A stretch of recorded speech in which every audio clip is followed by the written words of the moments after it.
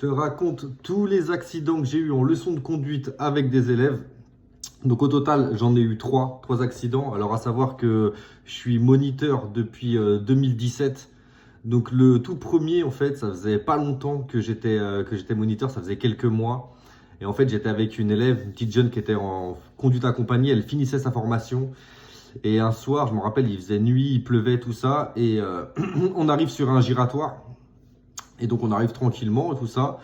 Et dans le giratoire, il n'y a personne, c'est désert, il n'y a personne du tout. Et en fait, arrivé à l'entrée du giratoire, elle me lâche un gros coup de frein.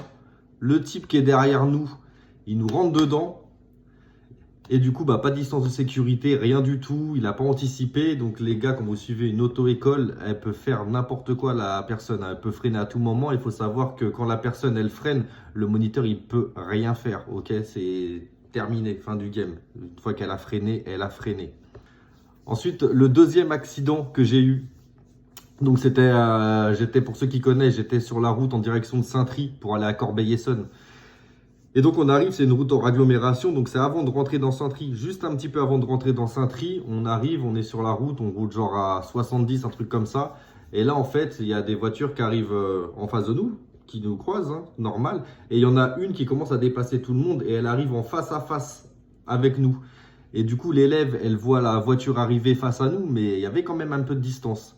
Pareil, elle me lâche un gros coup de frein des familles. On s'arrête. La voiture qui est juste derrière nous, elle s'arrête quoi? Elle sonne notre pare-choc, elle s'arrête vraiment juste à côté. Sauf que la voiture qui était derrière celle-là, elle lui rentre dedans. Ça fait que ça propulse cette voiture dans ma voiture. Et donc bah voilà, on se fait rentrer dedans. Constat, etc. Et le mec qui a rentré dans la voiture qui était derrière moi, lui, il a fait un délit de fuite. Il s'est barré, il était avec sa meuf, pouf, il a mis une première, il a décalé direct. Et troisième accident que j'ai eu, c'était il y a quelques mois, il n'y a pas longtemps. Donc je suis avec un élève en rendez-vous pédagogique numéro 1. Donc c'est-à-dire qu'il y a sa mère qui est derrière avec nous en fait. Et donc on est en circulation normale, on est dans une zone 30. Et donc on roule vraiment pas très vite quoi. Et devant nous, il y a une personne qui nous signale qu'elle va se garer, qu'elle va faire un créneau. Donc nous, on fait quoi? On s'arrête pour laisser la personne en fait faire son créneau tranquillement. Et là, d'un seul coup, je sais pas, on s'est arrêté quoi, peut-être 5 secondes. Et d'un seul coup, gros choc à l'arrière. Moi, je sors de la voiture. Ma tête, elle a tapé dans l'appui-tête, mais fort. Hein. Quand je sors de la voiture, carrément, ça me fait étourdissement, tout ça. Donc, je vais voir le type et je lui dis, mais comment t'as fait, comment t'as pu ne pas voir qu'on était arrêté? T'étais sur ton téléphone ou quoi? Et le gars, il me lâche quoi? Il me dit non, je suis désolé, mais ma voiture, elle a pas de frein. Donc voilà. Donc à chaque fois que des accidents où on n'était pas responsable, j'ai jamais eu d'accident en fait où on était responsable nous-mêmes.